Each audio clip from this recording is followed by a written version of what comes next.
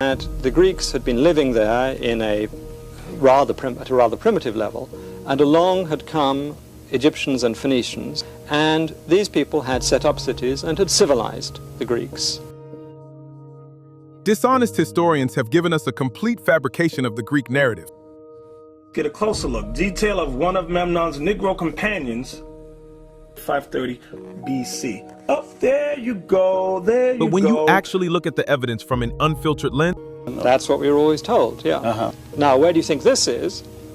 Actually, it comes from Saqqara in Egypt, which were built over 2,000 years before the Parthenon.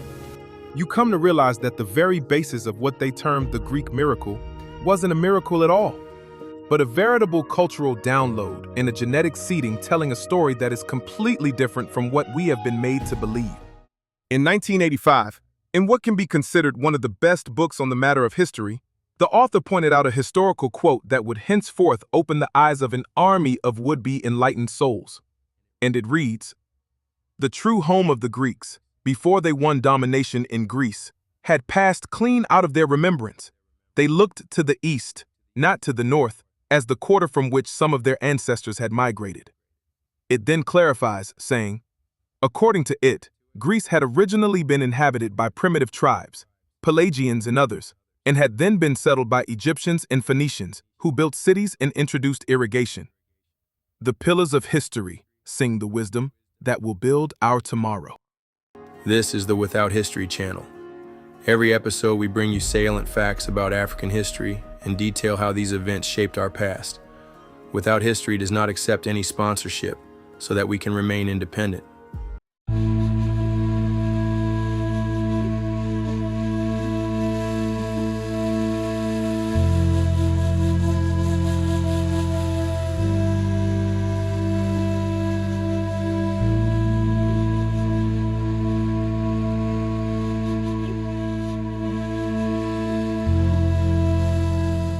This represents a significant knowledge and historical gap that must be addressed if we are to begin repairing the centuries of perceptual damage inflicted upon Africans and upon all who hold truth in high esteem.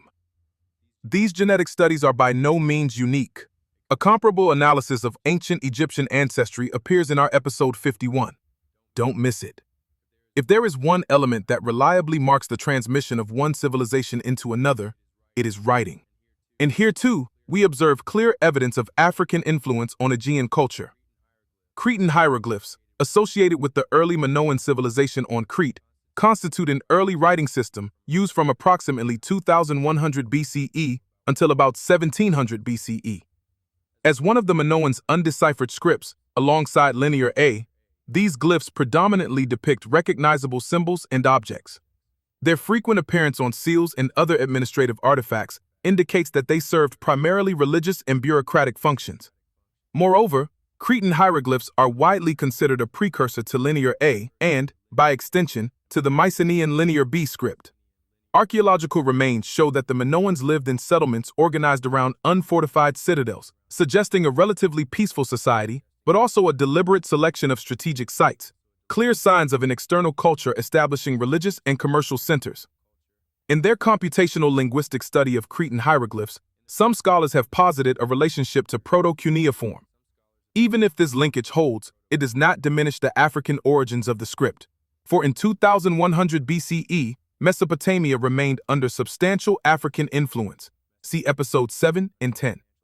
One particularly striking feature overlooked in that analysis is the depiction in Figure 1 of what any student of Egyptian hieroglyphs would recognize as a cartouche, the ritual enclosure denoting a pharaoh's or deity's name. To find this motif in a neighboring civilization that borders Kemet and was demonstrably seeded by Egyptian culture is far more than coincidental. By the first millennium BCE, the Greek alphabet, later adopted by Rome, derived from the Phoenician consonantal system. For instance, the Greek letter eta can be traced back through the Phoenician alphabet to its form in Linear B, the early Greek syllabary. A phylogenetic analysis conducted by researchers at the University of Nebraska demonstrated that 7 ancient scripts, including Egyptian hieroglyphs, Phoenician, Early Greek, Old Hungarian, and Arabic, all descend from a common ancestor. Because the earliest of these is Egyptian hieroglyphic writing, Medu-Neter, dating to around 3300 BCE, it follows that these alphabets ultimately derive from African origins. For further details on how the Phoenician script directly evolved from hieroglyphs, please consult the articles linked in the video description or contact me on Twitter. One might then ask, if Egyptians colonized regions to the north and east, why not further south? And why do we not find their writing systems deeper into Africa? This question rests on the false premise that sub-Saharan Africans lacked indigenous scripts, a widely propagated misconception. In fact, Africa bore countless writing systems, many of them under-recognized. A few examples include Meroitic script, circa 300 BCE to 400 CE, adapted from Egyptian hieroglyphs by the Kushite kingdom of Meroe in modern-day Sudan. Ge'ez script, origin circa 9th to 5th century BCE. The liturgical script of Ethiopia, with antecedents in the kingdom of Dumti. Proto-Saharan script, circa 5000 to 3000 BCE.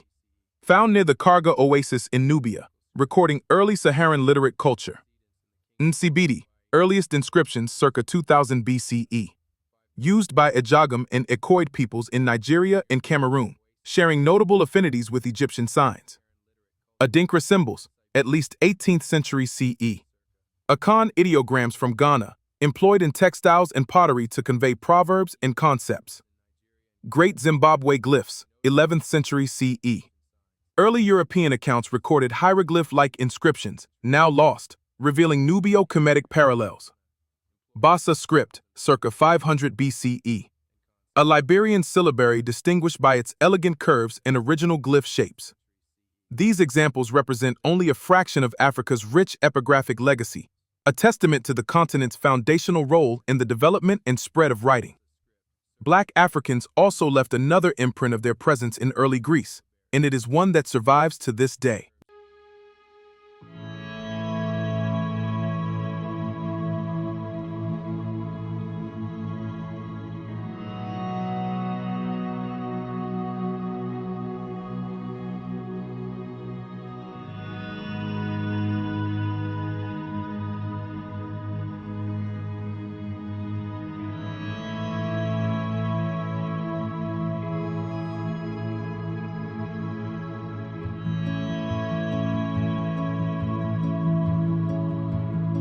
Ancient Greek religion, widely revered as one of the foundational pillars of what would ultimately become the philosophical and moral framework of European society, reveals, upon closer examination, its roots in a Nubio-Kemetic religious philosophy. It is striking that scholars readily acknowledge the direct derivation of Roman religion from its Greek predecessor, along with its gods, narratives, myths, and religious tenets, yet commonly deny a parallel acknowledgement of African influence on Greek religion. And yet, Herodotus himself observed, in Book 2 of his Histories, that almost all of the names of Greek gods came into Greece from Egypt. Let us then examine further evidence demonstrating that Kemet underpinned Greek religion, and by extension, Roman and European religious traditions. Consider, for example, the Greek duality of life and death embodied by Apollo and Dionysus, attested in 470 BCE and 1300 BCE respectively, a conceptual pairing that already existed in Egypt by 2300 BCE. The Egyptians conceived of universal balance through such divine duopolies. Each deity maintained an equivalent and opposite counterpart, a structural model mirrored in the principal gods of the Greek pantheon. The Greek deities themselves descend directly from their Nubio-Kemetic analogues, and in many instances were originally venerated in their black forms before undergoing Europeanization. Classical Greek epics describe both Zeus and his offspring as black, and Zeus bore the epithet Ethiop, literally the black. Moreover, as in the Nubio-Kemetic tradition, Zeus was invested with multiple appellations, reflecting the African cultural practice of adorning a leader or deity with a series of honorific names. Zeus, the supreme deity of the Aegean pantheon, thus emerges as a direct heir to the African pantheon, but he is by no means unique. All major Greek gods correspond to Egyptian counterparts. Zeus parallels Amun, Thanatos corresponds to Anubis, Apollo to Horus, god of prophecy and healing, Atlas to Shu, bearer of the celestial sphere, Dionysus to Osiris, and so forth. One figure, however, achieved such enduring popularity that she transcended cultural boundaries and persisted through the millennia: the Egyptian goddess Isis. Venerated throughout the Greco-Roman world in myriad forms, Isis retains her characteristic African iconography and posture, from 2000 BCE in Egypt to extant religious artifacts still revered today. And to these gods, the Greeks built monuments, splendid architectural marvels that set the foundation for how Europe was going to build everything. And here again, both in architecture and building techniques, the Greeks took everything they knew from the Africans. The author Frank M. Snowden Jr. stated in his book, The Ethiopians in the Greco-Roman Experience, that the Africans who came to ancient Greece and Italy participated in an important chapter of classical history. But it wasn't just a participatory role. In fact, the Africans in Greece kick-started the whole Aegean civilization. In the early era, Minoans and Mycenaeans were considered the first high culture in Europe, when none existed before. Unlike the ancient Egyptians, they were not predominantly black, but one thing is certain. It is that the whole Aegean civilization and all the hallmarks that we associate with it, from religion, writing, science, architecture, and philosophy, these pillars of Greek civilization were clearly seeded by Africans from the Nubio-Kemetic civilization complex. And there is a plethora of evidence that shows this. Evidence not just from archaeology, but first accounts from the Greeks themselves, who attest that their civilization was beholden to the Africans. Evidence that is well known by historians today, but seldom shared.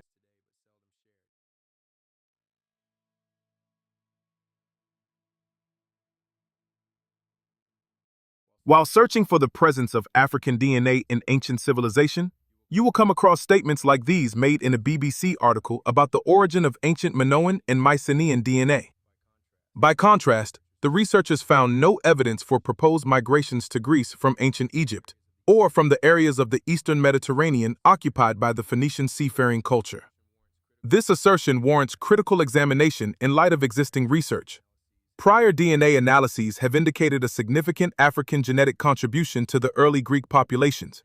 This finding is further corroborated by evidence drawn from early Hellenic textual sources, iconographic representations in art and numismatics, and identifiable cultural markers, elements forming the basis of the present analysis. A crucial distinction must be emphasized. Demonstrating foundational African influences on Greek civilization does not equate to classifying the entirety of that civilization as black. Rather, the argument posits that key developments, including writing systems, cultural practices, technological advancements, scientific knowledge, along with significant genetic admixture, originated from populations identified as African, preceding the evolution of the phenotype more commonly associated with later Greek periods. One groundbreaking study in 2001 examined immunogenetic markers, HLA genes, of Greeks, and found something startling. Antonio Arnaiz Villena and his team reported that Greeks are found to have a substantial relatedness to sub-Saharan, Ethiopian, people, which separates them from other Mediterranean groups. Both Greeks and Ethiopians share quasi-specific DRB1 alleles. In plain terms, certain genetic variants common in Ethiopians and other sub-Saharan Africans were also found in Greek samples, and these variants were rare or absent in other Europeans. The study noted that in genetic distance analyses and cluster diagrams, Greeks clustered closer to Ethiopians/sub-Saharans than to other Europeans. This led the authors to propose an ancient migration or gene flow from Africa into Greece, perhaps as far back as Pharaonic times when Egyptian influence was strong. Critics initially resisted these findings. Some even tried to dismiss the study for unrelated political reasons, and given recent historical narratives, you can understand why. But these genetic findings have not only held up, they have been validated by further studies. For instance, population geneticists have noted the presence of Y chromosome haplogroup EM78 in Greece at high frequencies. This haplogroup is a branch of E1b1b, which has its deepest roots in East Africa. In fact, E-M78 has been called a signature African gene. One analysis pointed out that the high frequency of this haplogroup in Greece suggests the presence of a substantive African population in that region during prehistoric and historical time periods. Nearly half of Y chromosomes in one sample of Peloponnesian Greeks belong to EM78, a lineage originating in Africa.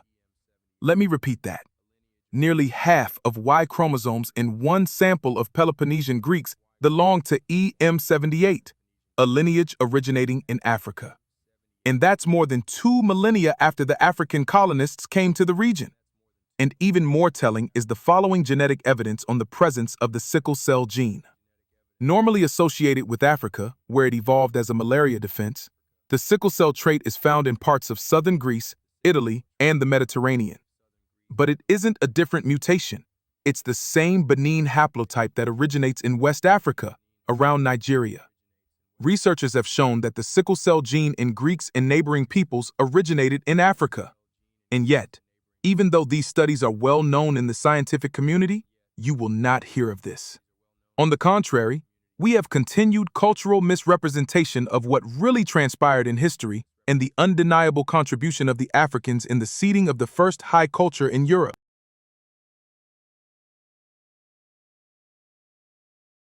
If you are lucky enough to go to an ancient Greek museum today, you will notice the following: a surprising lack of depictions of Black people, or almost no artifacts that depict Black people in ancient Greek art.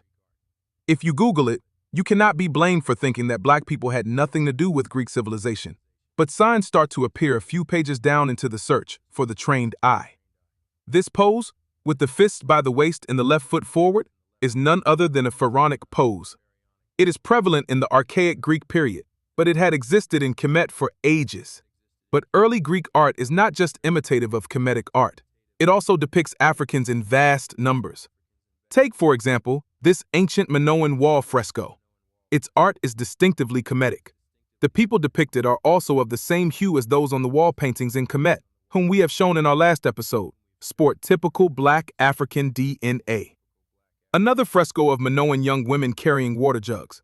Notice also the Egyptian-like attire, and, again, the insistence on Egyptian drawing conventions, sideways while showing all limbs.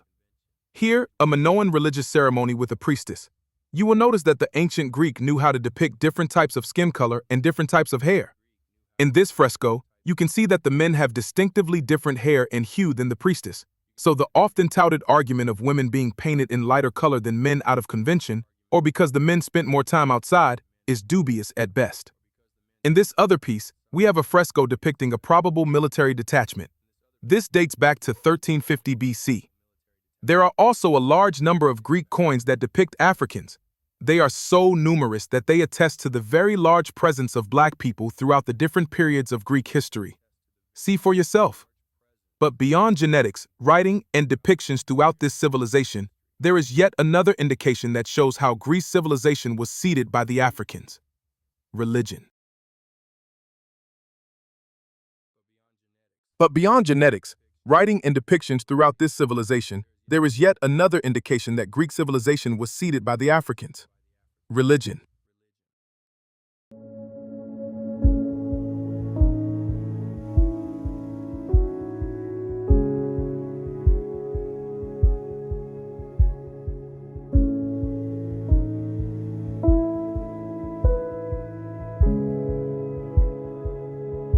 That's what we were always told, yeah. But there's no doubt that even some formulae are the same in the treatment, that there's a very, very substantial Egyptian influence in the Greek medical line, so that in architecture, of course, there's very close. This actually we might show. Okay, for the slide. The slide, if you can get back to the Parthenon.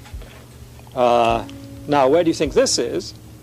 Actually, it comes from Saqqara in Egypt, beautiful fluted columns, which were built over 2,000 years before the Parthenon. And you get, that's a later style, but let's see if we can get back to those. Here again, you get very elegant Egyptian columns, so that architecturally as well as artistically, there's no doubt that Egypt had a very profound effect. A number of scholars will still try and say that the Egyptian columns had no influence on the fact that the Greeks produced very much the same thing. And this is not to deny the exquisite beauty of Greek architecture, but it is very closely related to that of Egypt. In fact, the one thing lacking in Egyptian architecture is the arch, and that's lacking in Greek architecture too. The first Greek temple, the Parthenon, was constructed in 447 BCE. It employs the same architectural design patterns as the step pyramid complex of Djoser, erected in 2670 BCE, some 2 millennia earlier. That pyramid and its adjoining temple were designed by Imhotep, the father of medicine and architecture. The design proved so innovative and the technology so enduring that, 2,000 years later, the Greeks adopted its fundamental principles. The Romans thereafter inherited them from the Greeks, as evidenced by the recurring motifs and columnar orders of classical Greek temples. Both Greeks and Romans likewise inherited the practice of building with concrete, a science first developed in Egypt. Even the paved road, often hailed as a quintessential Roman innovation, was initially employed in Kemetic, then transmitted to the Greeks and the Black Etruscans, who in turn imparted it to Rome. The oldest known paved roadway, discovered at the Lake Moeris quarry, dates to Egypt's Old Kingdom period. This pattern extends to virtually all major sciences and inventions commonly credited to the Greeks, but originally developed by Africans. For example, in mathematics, the Pythagorean theorem, fractional arithmetic, geometry and trigonometry, the decimal system, algebra, and numerous other concepts all originated in Africa. For detailed evidence, see episode 12 of our channel on the origins of mathematics. The Africans of Egypt also pioneered the science of medicine as we know it today. Imhotep, the same boy genius who built the Step Pyramid, authored the first medical treatise in history around 2650 BCE. By that time, practitioners were performing surgery, fabricating dental prostheses, and conducting detailed diagnoses of diseases, including chronic conditions. Notably, all surviving depictions of Imhotep present him with unmistakably Black African features. Likewise, astrology and astronomy were invented by Egyptians and subsequently transmitted to the Greeks and other civilizations. In sum, Greeks benefited from a veritable cultural download of knowledge and technology from Africa. As before, we have provided sources in the video description for those who wish to investigate further. But there is yet another key element that the African colony in Greece benefited from, and this last element proved to be vital to modernization of the world. And it is synonymous with ancient Greece itself.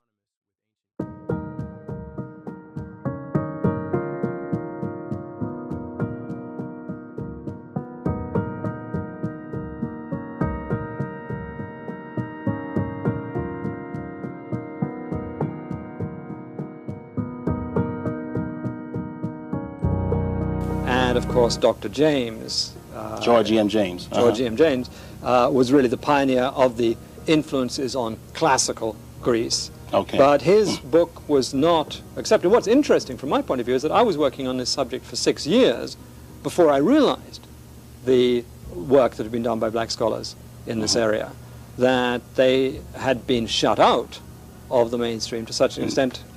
I just had no idea what was going on. You said you tried to get George M. James' book, Stolen Legacy, in Cornell Library, and what happened? Well, I knew that they wouldn't buy it, that they couldn't get, so I gave them a copy, and nothing happened. I wanted it because I wanted to set it for my students, put it on reserve for my students.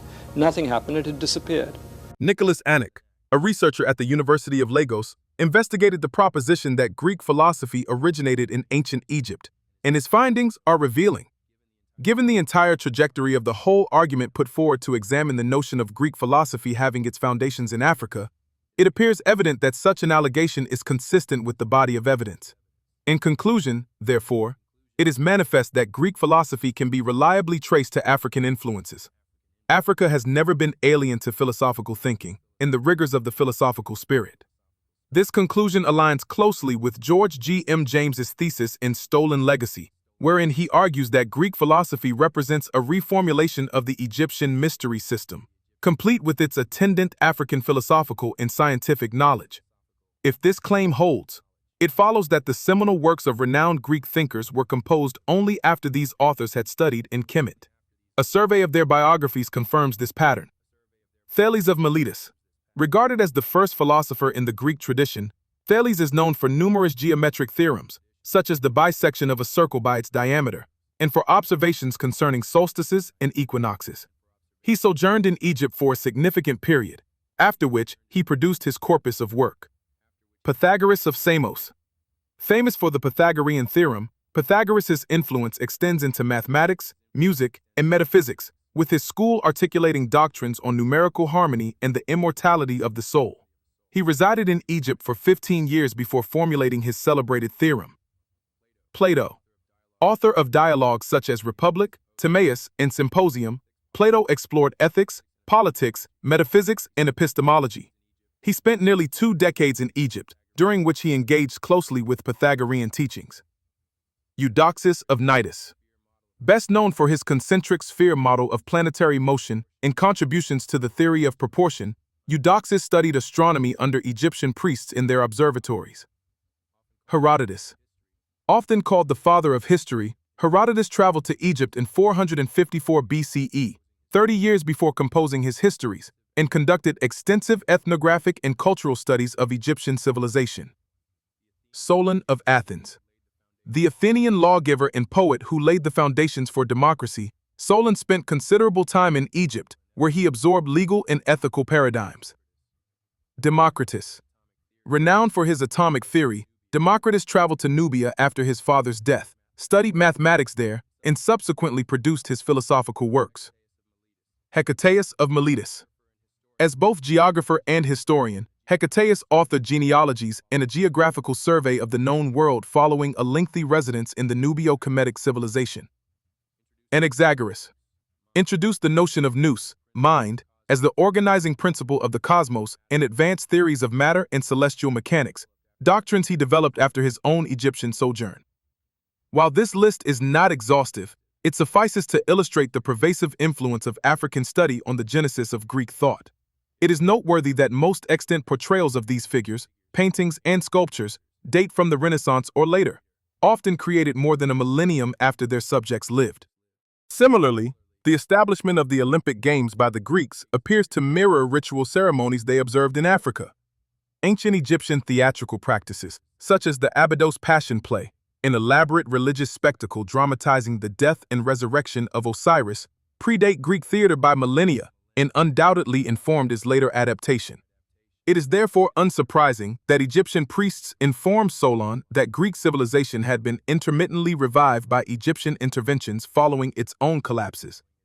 Viewed in this light, one may conceptualize classical Greece as a colony of Kemet, whose successive civilization injections cultivated the flourishing Hellenic culture. Throughout this process, not only did the Greeks appropriate foundational religious and scientific elements from Africa, but many of their early luminaries were themselves students of the African mystery system. An illustrative example is provided by Mr. Imhotep. One may then ask, why is it that the civilization's originators now face profound economic precarity? And does this imply any intellectual failing among Africans? Historical evidence refutes such an interpretation.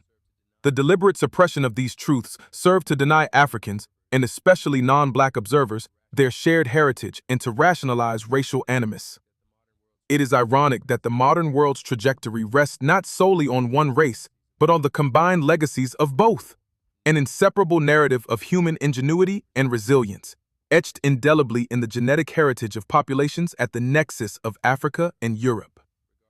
Regarding contemporary economic disparities, by the end of Kemet, intensive deforestation of the Sahara had already precipitated the decline of multiple civilizations and triggered a demographic collapse unparalleled in African history.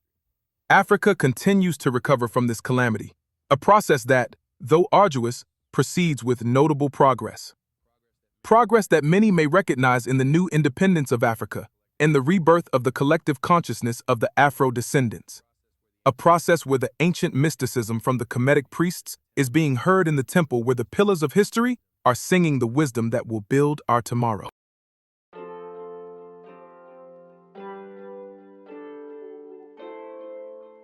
Neck and 4, 540 to 530 BC. Oh, there you go, there you go. These are the descendants not of Cush, but of Japheth. These were the original inhabitants of Greece. What happened to them? Supposed to have, in loose thinking, people say the Greeks were the first to make astronomical predictions, the first to make geometrical theorems, the first mechanics, a whole lot, the first doctors, a whole lot of scientific things, the first to invent metaphysics. Aristotle was the first to invent logic, a whole gamut of scientific and philosophical things are attributed to the Greeks as creators. And that seems to me exaggerated. I'm not... Look like, because they're saying he's Ethiopian. Okay, let's go to page 48, shall we? Oh, here we go. This is the art they were talking about that you need. Detail of heads of Memnon and Negroes from black figured neck amphora. 530, what's the year in this? 530 years before Christ. And this is about 200 and something years before Alexander, the Greek. Look at Memnon. Look at his soldiers with him, all black. So you have this double thing. You have the colonization in the Bronze Age, which we'd put in the middle of the second millennium, the millennium from 2000 to 1000 BC. And then you have in the first millennium BC, Greeks studying in Egypt and bringing back their wisdom or their learning to Greece. So further, in earlier accounts, Memnon had been referred to as a king of the Ethiopians or as a leading Ethiopians to Troy, and no mention was made of his color. In the Roman period, however, Memnon was considered at times definitely black and Ethiopian. Now I'm going to go to page 4.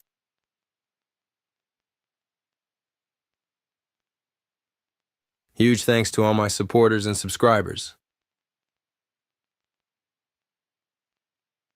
Join us and see how those who are said to be without history birth civilization itself.